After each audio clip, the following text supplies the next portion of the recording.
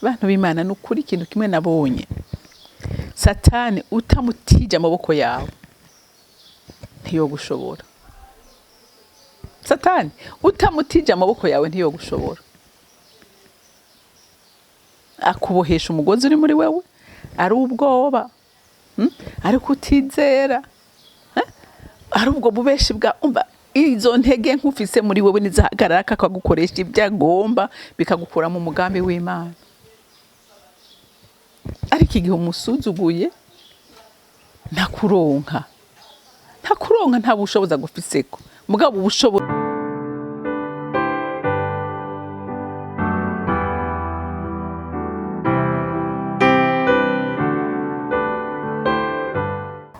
Haleluya, amen, amen, haleluya, amen, oh, amen, haleluya, amen, amen, haleluya, amen, uri mwiza Yesu, amen, gira neza mwami we, amen, haleluya, amen, amen, haleluya, amen, reka ndagushime, amen, ndagutazirewe, amen, haleluya, amen, amen, haleluya, amen, ntawusa nawe, amen, ntawugira neza nkawe, amen, uri umwizigirwa we, haleluya, amen, amen, haleluya, amen.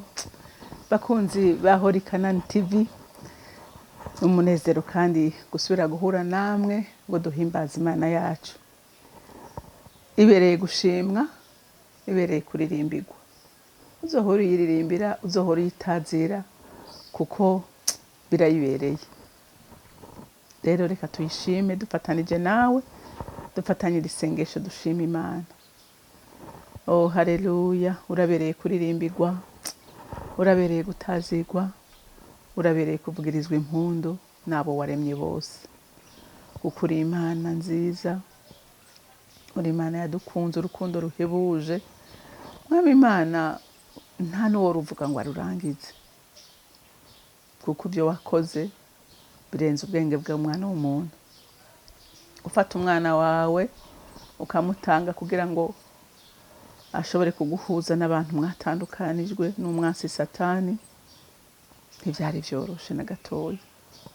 Umwami wacu yanywereye ku gikombe kirura abitewe n'urukundo akunda umwana w'umuntu, kuko nta wundi n'umwe yabonetse mu ijuru ngo yitanga aze kurokora abari mu isi.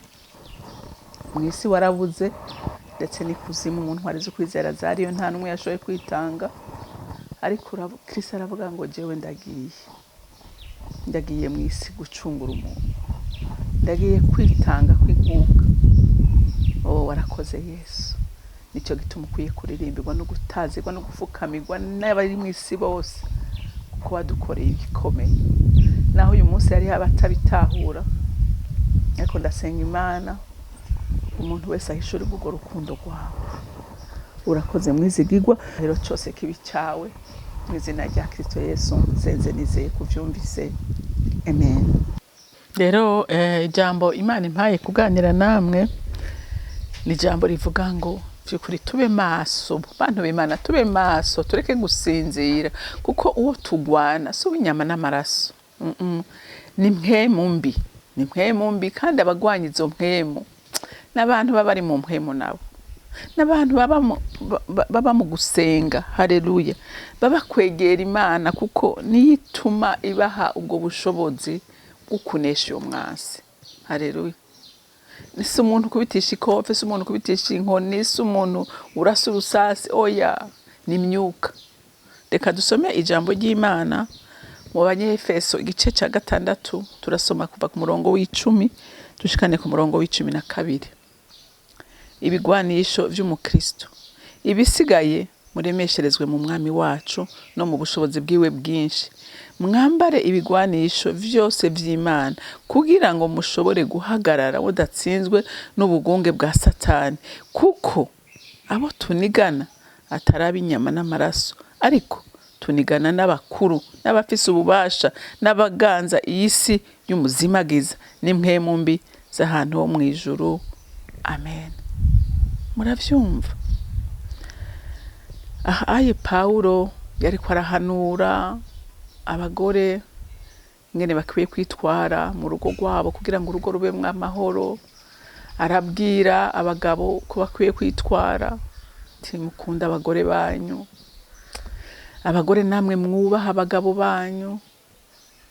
Ati kuko umwansi agerageza kurondera inzira zose acamwo kugira ngo aze guhungabanya abantu. Arabwira abana inyifato bakwiye kugira, ko bakwiye kumvira abavyeyi kugira bashobore kuramba, kuko abantu b'Imana hajya umuvumo w'umuvyeyi ni ikintu kibi gose gose gose gose. Uvyumve, umuvyeyi yakuvumye uri mu ikosa evidama, umuvumo uragufata kandi kugira ko ingaruka ikomeye. Kuko Imana irabibuza, iravuga ingene abakozi bakwiye kuba abasebuja. Arababwira ingene abasebuja bakwiye gukoresha neza abakozi babo. Yariko arabahanura. Hanyuma rero acarahereza akaravuga ati rero kugira ngo ivyo vyose mubishobora, ngo ibisigaye, urumva hari ibindi, naho ndababwiye ivyo, naho nabahanuye nkababwira amajambo menshi ingene mwo kwitwara kugira ngo mubeho ubuzima buhimbara Imana, hari ikindi gisigaye kandi gikomeye. Haleluya, haleluya. Aravuga ngo ibisigaye ngo muremesherezwe mu mwami wacu. Haleluya. Turemesherezwe muri we, twizere ivyo yavuze ko ari ukuri. Amajambo yasize atubwiye nayo dusoma mu ijambo ry'Imana, tumenye ngo nayo ukuri nitwayizera nta kabuza azozo tuzitirira. Haleluya. Kuko ijambo ry'Imana riravuga ngo mugwanye Satani, ngo nawe azogira iki? Nawe azobahunga. Rero mu kumugwanya nta handi ni uguhagarara mu ijambo ry'Imana, akweretse iki nawe ukamubwira iki ijambo ry'Imana rivuga. Haleluya. Nibuke ko na Kristo Satani atamutinye, avuye mu masengesho y'iminsi 40 n'amajoro 40 atajya atanywa. Muravyumva? Satani nticabukije ko yipresenta, akamubwira ati "Oh, urashonje, ngaya amabuye yahindure umukate." Uwundi ati handitswe yuko umuntu adatungwa n'umukate gusa, ariko atungwa n'ijambo ryose riva mu kanwa k'Uhoraho. Satani yumva aratsinzwe. Haleluya. Ati raba ubwami bwose narabuhawe. Ati niwemere ukamfukamira ukansenga, ati ndabuguha. Kwirirwa urapfa ugira ikintu ibyo ntibikenewe, ndabiguhereza byoroshe. Aravuga ati umuntu akwiye gufukamirwa n'umwe, ni Data wa twese, umuremyi w'ijuru n'isi. Ati ntaco, kugiye mu ijambo reka nanjye ndakujane mu ijambo. Ati korore, abamarayika baraza kugusama. Aravuga ati kirazira kugerageza Uhoraho Imana yawe. Satani aravuga ati umuntu kweri arananiye. Murumva? Yesu ntiyamugwanishije ikindi kintu icyo ari cyo cyose, yagwanishije ijambo. Ikigwanisho umwasi atinya ni kimwe, ni ijambo ry'Imana. Ni ijambo ry'Imana. Yesu ntiyaciye apfukama ngo asenge ngo shetani koma, shetani kwa jina. Yavuze ngo handitswe ngo. Haleluya. Rero nungaha ngo ibisigaye muremesherezwe mu mwami wacu no mu bushobozi bwiwe bwinshi. Haleluya. Turemeshwe n'ijambo ryiwe, n'ubushobozi bw'ijambo ry'Imana buturemeshe, tumenye ko ari inkota isogota umwasi kandi umwasi adashobora kuresista. Haleluya. Ngo mwambare ibigwanisho vyose vy'Imana kugira ngo mushobore guhagarara mudatsinzwe n'ubugunge bwa Satani. Haleluya. Ibigwanisho nta bindi, ni ukwizera Imana. Kizera ukamenya ngo iki naho kibaye mfise ihumure ry'Imana. Ndafise ihumure ry'Imana.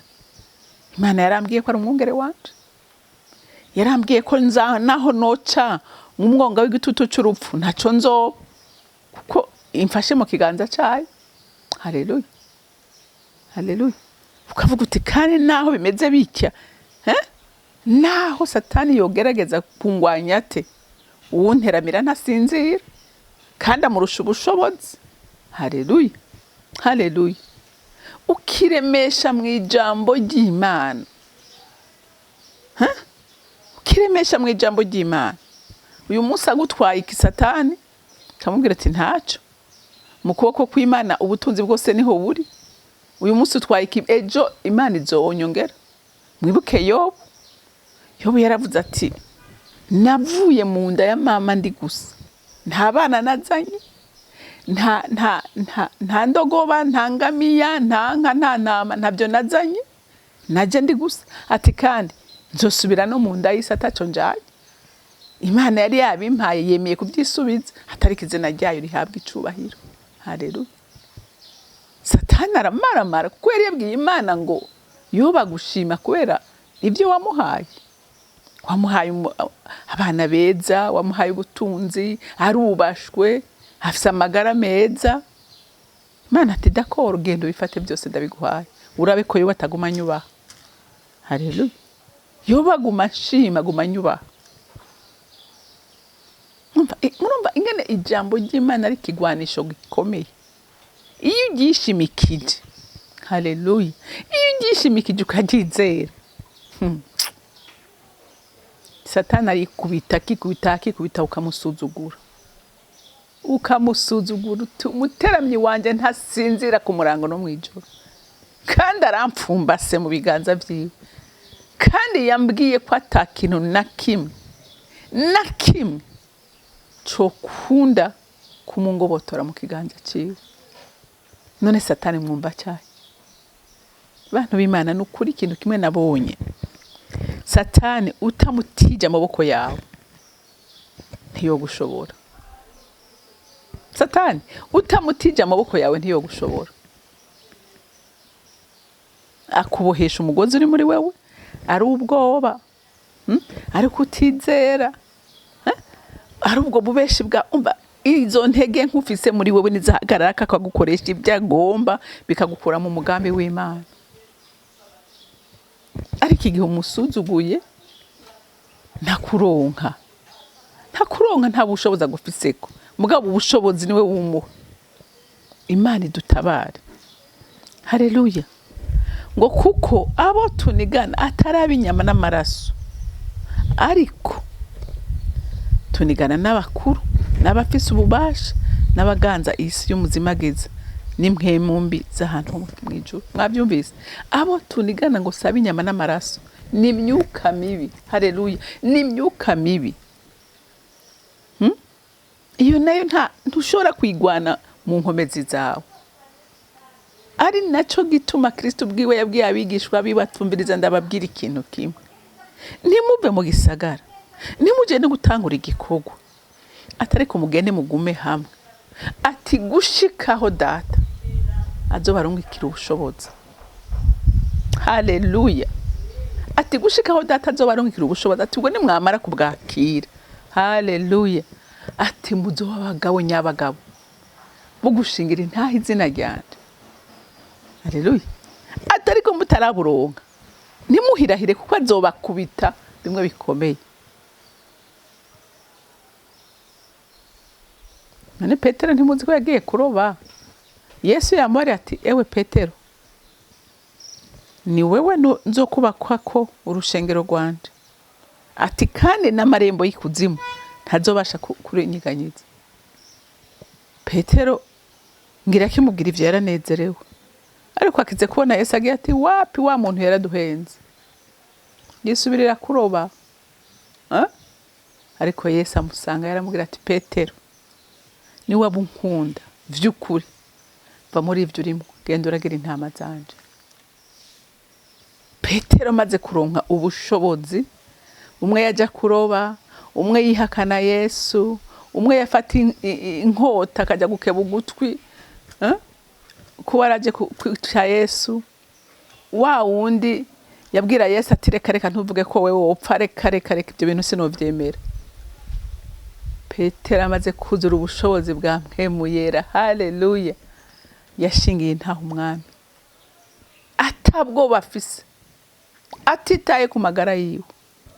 kuko hari ubushobozi yari yakiriye. Rero natwe uyu munsi tukaba dushaka by'ukuri gutsinda uyu mwasi, dusabe kuzura ubushobozi bwa Mpwemu Yera.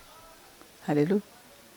Dusabe kuzura no kuzuzwa imbaraga z'Imana, niho tuzoshobora guhangara iyi myuka, kuko n'ubushobozi bukomeye, ariko bukomeye kuba adafise imbaraga z'Imana muri bo. Haleluya. Kuko ijambo ry'Imana ngaha ryavuze ngo ngabo tunigana ngo n'abakuru n'abafise ububasha n'abaganza iyi si y'umuzimagiza n'impwemu mbi z'ahantu ho mw'ijuru. Urumva impwemu ziganje iyi si. Yesu yarazinesheje. Rero ushobora kuzinesha nuwakiriye bwa bushobozi bwa Kristo. Haleluya. Ni urimwo ubushobozi bw'Imana, nibwo butuma bunesha ubu bushobozi bw'uganje isi y'umwiza. Rero nahawe inshuti yo kwizerwa, uhisemwo iki? Haleluya. Uhisemwo kugwana n'inkomezi zawe, canke uhisemwo kwisunga ubushobozi bw'Imana kugira ngo ushobore kunesha ibiriko biraguhiga. Nahawe ijambo ry'Imana, twararihawe, Mpwemu Yera twaramuhawe. Nahawe rero kukumukoresha no kwizera iki jambo ry'Imana rivuga. Imana yo mw'ijuru ibampera umugisha. Sindambirwa kugushimira Mana y'amahoro, kuko ntacyo utakoze kugira ngo uduhe imbaraga zo kunesha umwansi. N'ubu ndasenze Mpwemu Yera ukomeze kuganza ubugingo bwacu twese. Abana b'Imana bagira umwete wo kunywana nawe, kuko ari wewe ushobora gutuma tuba mu buzima bwo gutsinda imisi yose. Satani we ntarambirwa kudutera, aca hirya no hino kugira ngo atunanize, ariko turahiriwe kuko tugufise kw'inkomezi. Turahiriwe ko tugufise kumukunzi, turahiriwe ko tugufise kumwungere. Mana ndagushimiye kandi ndakuninahaje, icubahiro cyose kibi cawe mu izina rya Kristo Yesu senze nizeye kuvyumvise. Amen, amen. Mwarahezagiwe, mugira umunsi mwiza.